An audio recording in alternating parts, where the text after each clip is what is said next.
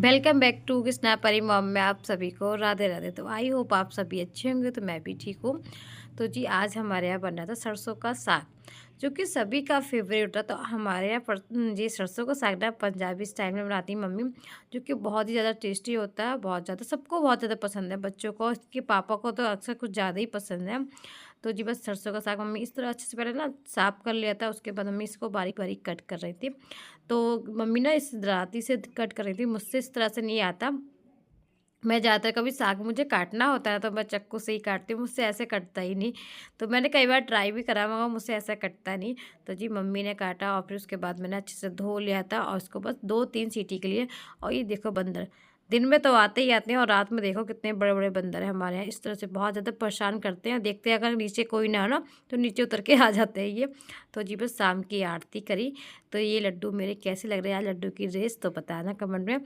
तो लड्डू बाबू की मैंने आरती करी। तो जब लड्डू की आरती मैं करने आती ना शाम की पूजा के लिए, तो परी ज़रूर आती है। अक्सर होता है कि परी शाम की आरती करवाने आती है, क्योंकि ज़्यादातर से खेलने निकल जाती है और सुबह के टाइम पे ये सोती है। तो बस मैं जब करती हूँ ना तो बिल्कुल हर बात को ना कॉफ़ी करना चाहती है। इसको डर भी लगता है कि दीपक इसके हाथ में होता है तो कभी इसके हाथ में ना लग जाए, मगर ये मानती नहीं है। तो बस ये देखो तो इस तरह से ये आरती करती है बहुत ज़्यादा। तो बहुत शैतान होती जा रही है। तो उसकी थोड़ी तबीयत भी पहले से बेहतर है इसकी। बस शाम को मम्मी ने भी इस तरह से साग बनाने के लिए बोल दिया था कि सूखा वाला साग बना लो और पराठे बना लेंगे शाम के टाइम। तो उनके पापा को आज खाना नहीं था तो उनकी वजह से मम्मी ने कहा कि आप पराठे, और कृष्णा को ना ज़्यादातर पराठे पसंद हैं। तो मैंने सादा भी पराठे सेके और मुझे चावल के आटे के पराठे बहुत ज़्यादा टेस्टी लगते हैं। तो आप एक बार ट्राई करना, चावल के आटे के पराठे बहुत ज़्यादा अच्छे लगते हैं। मगर जब आटा लगाते हैं चावल का आटा तो उसमें थोड़ा नमक डाल देना, बहुत ज़्यादा टेस्टी बनते हैं इस तरह से पराठे।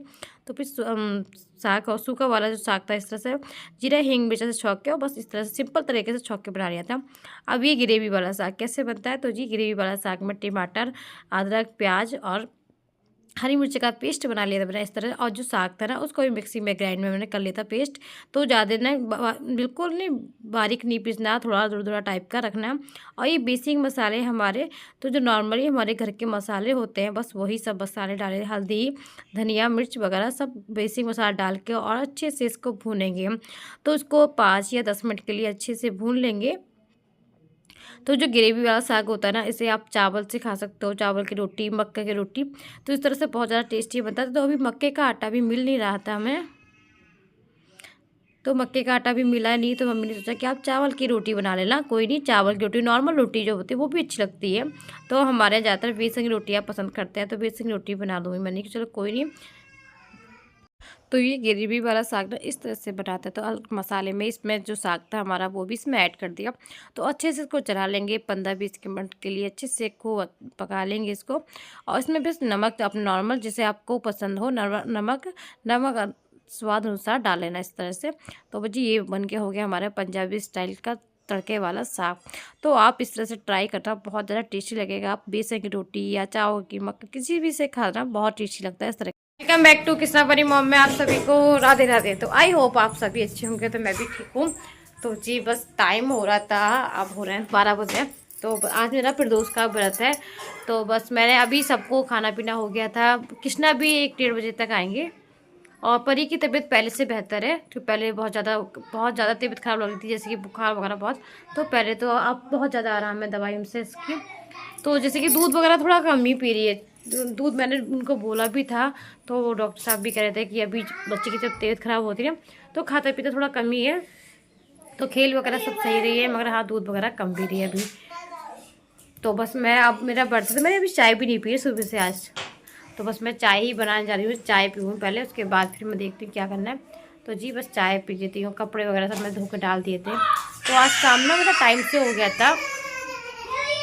बच्चे अभी परियां थोड़ी चिड़चिड़ी पर रहती है, क्योंकि जब बच्चे का पेट नहीं भरता ना तो वो चिड़चिड़ा ही रहता है थोड़ा सा। तो इसलिए परेशान ज़्यादा करती है मुझे। तो ज़्यादातर ना गोदी गोदी चाहिए होती है, तो इस वजह से ज़्यादा परेशान करती है। और कृष्णा भी आ गए थे, तो कृष्णा आ जाएंगे टाइम से स्कूल से, तो कृष्णा के साथ खेलती रहती है। तो जी मिलते हैं, अभी चाय बनाती हूँ उसके बाद चाय पी लेती हूँ, क्योंकि आज सुबह से मैंने चाय नहीं पी तो बस चाय पी लेते हैं उसके बाद मिलते हैं आप सभी से। तो प्रदोष का मेरा व्रत था, तो प्रदोष की पूजा ना प्रदोष काल में होती है। तो सुबह जो नॉर्मल पूजा होती है वो मैंने कर ली थी ना, जैसे मैं बेसिक जो पूजा करती हूँ अपने डेली वैसी मैं तो वैसी पूजा कर ली थी सुबह के टाइम। अब मैं शाम के टाइम जा रही थी मंदिर, तो परी ने देख लिया था मुझे जाते पे। जब मुझे परी साड़ी पहनते हुए देख लिया तो समझ जाती कि मुझे आज कहीं जाना है। तो बस मेरे साथ में परी भी आई थी मंदिर, तो मैं भोले बाबा के मंदिर शाम के टाइम आई थी। तो मंदिर थोड़ा साफ था, तो मैंने सोचा थोड़ा पहले से अच्छे से साफ कर लेती हूँ। तो पहले वो थोड़े जो फूल वगैरह जो चढ़े हुए थे मैंने सोचा एक साइड में सबको पहले सब साफ कर लेती हूँ, क्योंकि सुबह मंदिर और शाम के टाइम जब आप पूजा वगैरह होती है ना, सुबह तो अच्छे से धुलाई बहुत अच्छी धुलाई हो जाती है, सफाई हो जाती है, तो शाम के टाइम नहीं हो पाती। तो पहले मैंने मंदिर साफ़ कर लेती हूँ, उसके बाद मैं पूजा करूँगी। तो ये भोलेनाथ का मंदिर है, हमारे पास में ही है। तो मेरा तो अक्सर यही होता है कि मैं प्रदोष व्रत में ही आ पाती हूँ। पहले मैं सोमवार में आ जाती थी सावन की, तो डेली में तो नहीं, देखो मैं नहीं आ पाती, क्योंकि डेली में ना मम्मी आ जाती है। मम्मी तो डेली आती है मंदिर यहाँ पे। सुबह के टाइम इतना होता है, इतना नहीं मिल पाता सुबह का समय कि मैं मंदिर आऊँ। कोशिश तो करती हूँ कि मंदिर में आया करूँ। तो अभी तो मैं, बच्चे थोड़े बड़े हो जाएंगे ना, फिर सोचूंगी कि मुझे आना ही चाहिए। जितने देखो भगवान के दर्शन हो जाते हैं इस तरह। तो बस भोले बाबा को पहले अच्छे से मैंने साफ़ सफाई, यहाँ पे थोड़ा पानी ना भर रहा था साइड से, तो वो निकलने में थोड़ा दिक्कत कर रहा था, तो मैंने सोचा हाथ से इस तरह से मैं पानी निकाल दिया था। तो जी भोले बाबा का स्नान करा दिया, बिल्कुल साफ़ सुथरा कर लिया था। उसके बाद अब मैं करूँगी पूजा। तो अभी ना मंदिर में थोड़ा अंधेरा भी सा लग रहा हो जैसा कि आपको, तो उसके लिए, क्योंकि ये ना रात का जब प्रदोष काल होता है तो उस टाइम पर दिन छिपा होता है ना, तो उस बेस थोड़ा रहता है। और फिर भोले बाबा का मैंने जल चढ़ाया। तो पहले कार्तिक जी, गणेश जी, और उसके बाद अशोक सुंदरी पे तो घुमा के फिर जल चढ़ाते हैं भोलेनाथ जी को। तो भोले बाबा को जल चढ़ा देते हैं। उसके बाद अपने चंदन, तो मैं जब देव पूजा कर रही थी ना, तो एक एक करके सभी लोग आ गए थे मंदिर। तो कृष्णा को पता चला कि मम्मा मंदिर गई है, तो कृष्णा भी आ गए थे। और कृष्णा पता है भोले बाबा से इस तरह से बात करता है जैसे कि पूछो पति। तो भोले पास में मंदिर है, तो कृष्णा का ये रहता है, कृष्णा हर मंगलवार को प्रसाद चढ़ाने आता ही आता है मंगलवार को, तो हनुमान जी के मंदिर पे। तो हनुमान जी का मंदिर है ना, तो ये भी यहीं पर है। काफ़ी बड़ा मंदिर है, बहुत बड़ा मंदिर है ये। तो काफ़ी टाइम का, ऐसा नहीं है कि अभी फ़िलहाल बहुत पुराना है, हज़ारों साल पुराना मंदिर होगा ये। इसका किसी को कुछ नहीं पता कि 1000 साल कितने साल पुराना है ये मंदिर हमारा। तो बस ये घंटा बजा रहे थे, तो इनको बताते हैं कि हम आप बैठ जाओ थोड़ी देर, तो ये बैठेंगे, वरना तो ये घंटा बजाते रहेंगे। ये भोले बाबा को आज बुलवा के ही रहेंगे। तो कृष्णा अपनी पूजा कर रहा था। उसके बाद मैंने चंदन टीका लगाया। तो पीला चंदन लगाना चाहिए, और उसके बाद सफ़ेद चंदन भी लेके आई थी, गोपी चंदन। तो गोपी चंदन भी लगाना चाहिए, तो मैं दोनों ही चंदन लेके आई थी घर से। तो भोले बाबा की इस तरह से मैंने अपनी पूजा वगैरह करी प्रदोष की। जो प्रदोष की कथा होती है वो घर पर पढ़ के आती हूँ, और यहाँ पर केवल जाप करती हूँ, भोले बाबा की पूजा कर लेती हूँ अच्छे से, जितना भोले बाबा मुझसे करवा लेते। देखो कुछ भी आप जितना सोचते हो ना, जितना आप सोचते हो कि हम ऐसा करेंगे वैसा करेंगे, मगर आपके सोचने से पहले ना भगवान को पता होता है भगवान कितने काम आपको करवाने हैं, कितनी पूजा करवानी होती है, वो सब भगवान के हमारे हाथ में होती है। तो बस भोलेनाथ की अच्छे से पूजा करने के बाद मैं खीर खाती हूँ, तो भोले बाबा को खीर का भोग लगाती हूँ। उसके बाद जो खीर होती है ना, वो पंडित जी को मैं दे जाती हूँ, और घर पर जाके यही खीर मैं खाती हूँ घर पर। तो बस मैं, इसके पापा भी आ गए थे, इनकी परी भी आ गई थी। तो एक एक करके ना सभी लोग आ गए थे मंदिर। तो मैं, चलो आप सब भी आ गए तो पूजा कर लेना आप सब। तो सबको पूजा के लिए मैंने बताया कि आप सब भी पूजा कर लेना। तो बस बेलपत्री मैंने चढ़ाई थी, और उसकी बेलपत्री ना मिल नहीं पाती। एक तो बेलपत्री का पेड़ ना बहुत काफ़ी दूर है यहाँ पे, तो डेली डेली में जैसे कि नहीं मिल पाती। तो मम्मी आज ले आई थी कहीं से, तो 2 बेलपत्री मिली थी मुझे, और धतूरा मिला था, तो समी पत्र वगैरह। तो वैसे यहाँ पे जैसे बिकते हैं ना, उस हिसाब से नहीं बिक पाते। यहाँ पे घर का जैसे पेड़ होते हैं किसी के घर पर, तो वहाँ से तो ले आओ। तो यहाँ पे काफ़ी दूरी पर पेड़ हैं। हमारे घर पहले समी का पेड़ था, वो भी नहीं है अब। तो मैंने अभी लगाया, तो एक तो बंधन नहीं होने देते, तो ज़्यादातर ऐसा ही रहता है। तो बस बेलपत्री मिली थी, तो बेलपत्री मैंने भोले बाबा को अपन बेल चढ़ा दी थी। उसके बाद मैंने आरती करी भोलेनाथ जी की अपने। तो भोले बाबा की आरती वगैरह जो आपको याद हो वो कर लो। उसके बाद बस मैं पूजा वगैरह करके अपनी जो माला जाप है ना, तो मैं माला तो देखो लेके नहीं आई थी। तो मेरा अपने हाथों से जिससे करना होता है ना, तो 108 की माला ना आप अपने हाथों से भी कर सकते हो। तो आपको 2 जाप करने होते हैं कितने भी, तो आप इस हाथों की उंगलियां जो होती है ना, उस तरह से भी जाप कर सकते हैं। तो मैं उसी तरह अपने जाप करा मैंने। और ये देखो, मैं जब तक पूजा कर रही थी, तो ये बीच में इनकी धूपबत्ती लग रही है कृष्णा की। तो कृष्णा हमारे पूजा बीच बीच में अपने काम भी पूरे करते जाते हैं।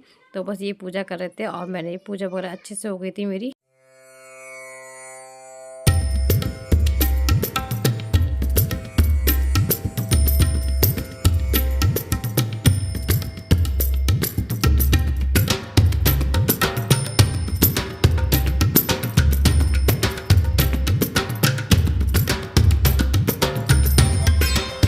क्या करते हैं ना, उसके बाद हमें खाली घर पे नहीं आना चाहिए। जो बेलपत्री या जो एक्स्ट्रा होती है ना, जो चढ़ाई हुई होती है, मैं उसको ले आती हूँ एक प्रसाद के रूप में, भोले बाबा से ले आती हूँ।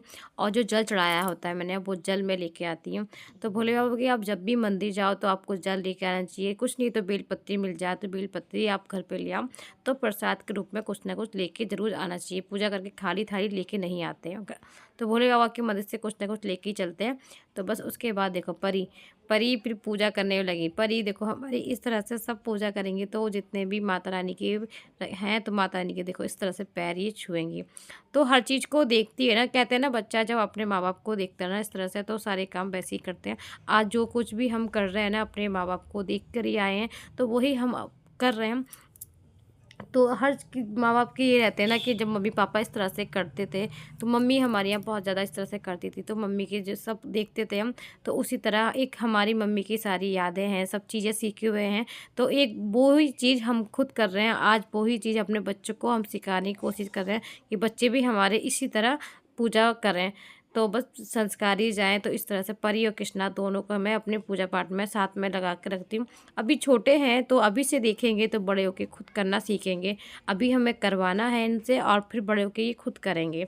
तो इस तरह से मैंने पूजा वगैरह हमारी हो गई थी और इनके पापा भी आए थे। मैंने कहा आप आए हो तो हनुमान जी के हाथ भी जोड़ लेना, तो इन्होंने बस हनुमान जी के, तो ये परी भी।